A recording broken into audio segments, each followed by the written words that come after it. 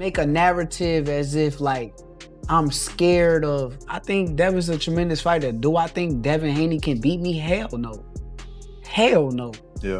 For me personally, I'm on a different level than everybody. Yeah. And when it comes down to boxing, because Devin, he's a boxer. It's on him. You know what I mean? It's on him. He knows that he's going to get this fade sooner or later. So it's only a matter of time. Obviously, we can't go down. You know, we can't go down to 135. So, you know, he would have to come up. And, you know, he can get this work anytime. He ready. I see greatness, man. I see greatness. Shakur practically beat him with one hand, man. That jab, man. Most important hand you have, man. You know? And he looked good doing it, sharp. You know what I mean? Distance.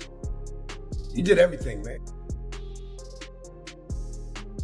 Shakur Stevenson is reportedly set to face Devin Haney at 140 pounds. He has accepted rehydration conditions and remains fully confident that his skill set is superior to every challenger he faces. All of these guys, if y'all want me to come to 147, I'm coming in with rehydration clauses. I don't even do that.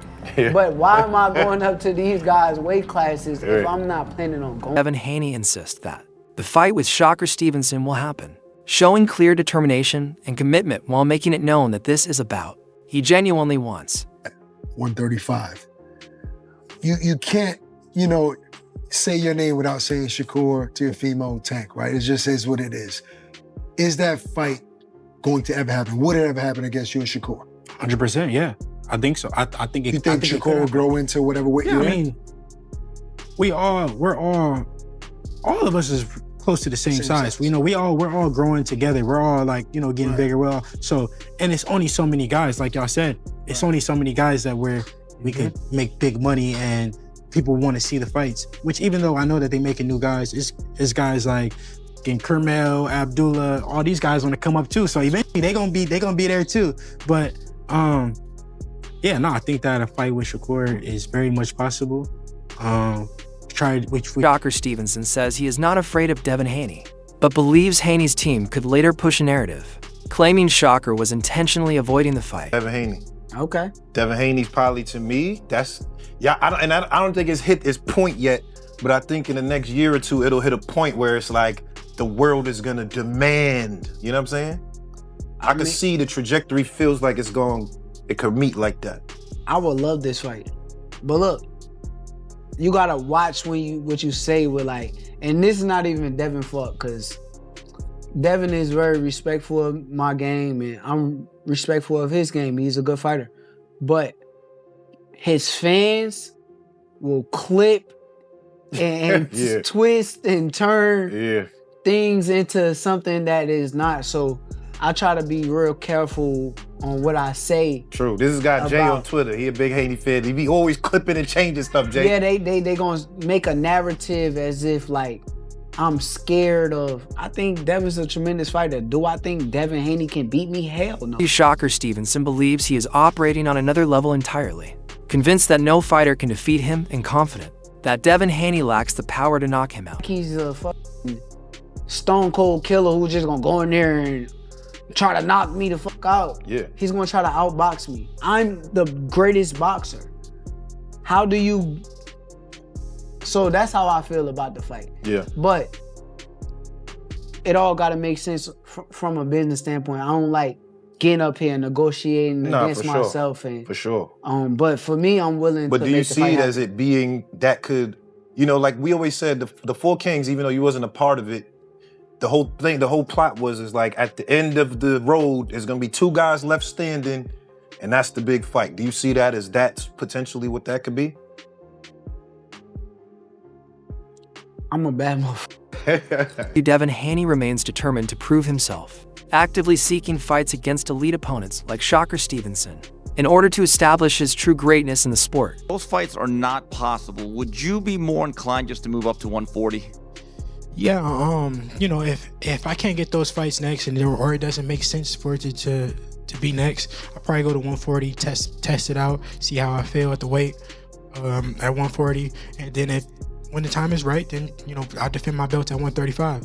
We'll just see, though. I got to go back and talk with the team and see what makes the most sense. That's really all. Bill Haney made it clear that they will not move down and wait, or wait around, stating that anyone who wants a fight must be willing to come up to 140 pounds. He didn't become undisputed, yet they didn't mention the franchise belt, which directly impacted Devin's career early on, right? And it seemed like, I was saying this on my live earlier, you tell me what you think about this, but it seems to me like there's a lot of people that have tried to block y'all ambition, right? Between you signed to the wrong company, you know, Loma not taking the Devin fight, Tio not taking the Devin fight, Rolly saying he just don't want to fight Devin.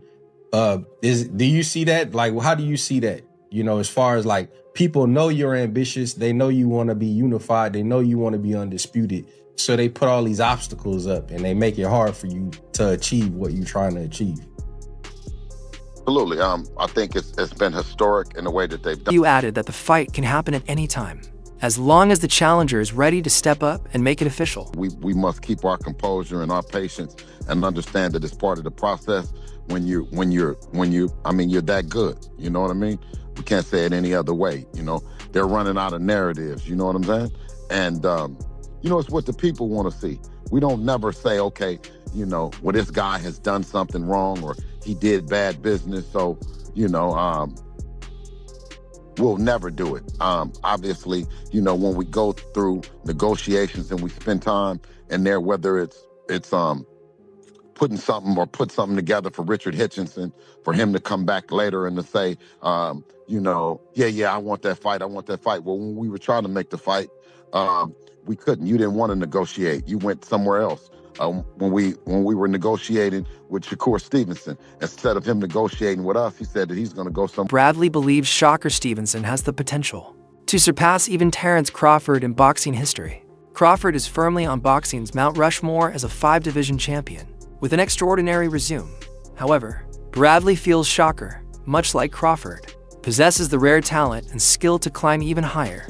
He clarified that this comparison is not about matching Crawford's multiple undisputed titles or moving through numerous weight classes, but rather about opportunity.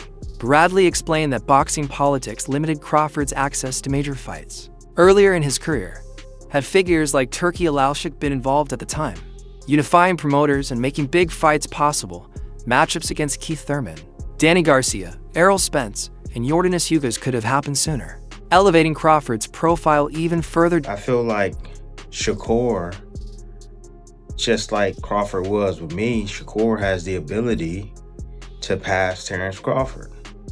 Listen up. Now, not in the stance of becoming 3-time undisputed and, you know, going up, you know, that many weight classes. Not from that standpoint. You know, he already has 4 weight classes. Crawford is a 5-weight division champion. But in the sense of having the opportunities that Crawford didn't have. You know, Crawford would have been even bigger than what he is if the politics didn't play into the sport at the time. And now that, you know, you have guys like Turki Alalshik that are able to bridge that gap between promoters and, you know, make these big fights. That context, Shakur is entering an era where elite fighters between 130 and 135 pounds are far more accessible, giving him the opportunity to consistently face top-tier competition. Potential opponents include Devin Haney, Lamont Roach, O'Shaquie Foster, Gary Russell Jr., Dalton Smith, Brian Garcia, and others. Bradley emphasizes that Shakur not only has the skills to compete with these fighters, but also the ability to defeat them, solidifying his legacy and potentially surpassing Crawford in overall influence and achievement. Turki was around when Crawford was on his climb. You know, when Crawford couldn't get those big fights with like Thurman and Danny Garcia and Ugas and, you know, he got it later with Sean Porter, but it was later. But imagine if Crawford was able to have that run and, you know, Errol Spence, Danny Garcia, Ugas, Keith Thurman, you know, the list goes on. If he would have had all those guys on his ledger, imagine how big Crawford would be. He would be even bigger than what he is today. You know, bigger than what he is today. So with that being said, you know, with these fighters hovering around 135, these talented fighters, hovering around 135, 130, guys like, O'Shaquie Foster, like I mentioned, going to go up to 135. He's big enough to go